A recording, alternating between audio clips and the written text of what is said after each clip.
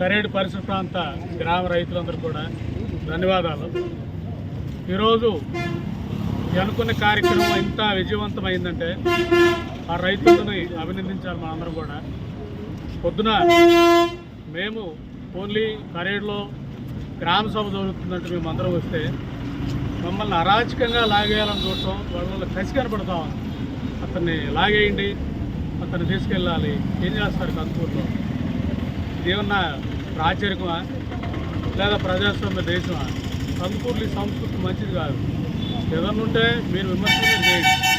నేను సాయంత్రం కూడా నాగేశ్వరరావు గారు ఫోన్ చేసి ఈ సంగతి చూస్తాను కాదు. మీరు గెలిచింది కందుకూరులో శాంతి భద్రతలు కాపాడుతాను, కందుకూరు కొత్త తరంగా చూపిస్తాను, కొత్త రాజకీయాలు చేద్దామని నేను చెప్తాను. కొత్త రాజకీయాలు చేయండి. రాజకీయాల్లో రైతుల పక్షాన్ని నిలబడండి. ఇంతమంది రైతులు మద్దతుకున్నప్పుడు ఇప్పుడైనా మీరు ఈ పార్టీకి చెప్పేయండి, మేము ఈ భూమికి అనుకూలం కాదు, ఎమ్మెల్యేగా మా రైతులు సానుకూలంగా లేరు కాబట్టి వాళ్ళ అభిష్టం ప్రకారం మేము కూడా దీనికి సానుకూలంగా ఉన్నాం.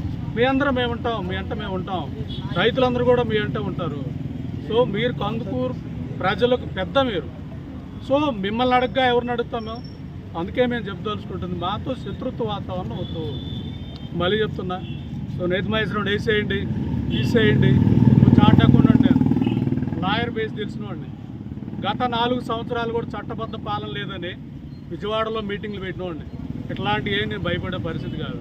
ఒకవేళ అరెస్ట్ చేస్తే అరెస్ట్ చేసుకో. మా పార్టీ కేజ్రీవాల్ని 1 year జైల్లో పెట్టి ఏం చేశారు? నిన్న గుజరాత్లో ఒక సామాన్యుని గెలిపించిన పరిస్థితి మాకు ఇవన్నీ కూడా కొత్త ఏం కాదు. కాబట్టి మళ్ళీ కందుకూరు ప్రాంత ప్రజలకు మేము చెప్పదలుచుకుంటుంది, ఈ సంస్కృతి వద్దు, ఇది సెన్సిటివ్ ఏరియా, ఇక్కడ గొడవలు వద్దు, సమస్య అజెండాగానే రాజకీయం చేద్దాం. నిన్న మీరేమంటున్నారు, మీరు ఒక పార్టీ పోస్కోల్ పార్టీ అంటున్నాం.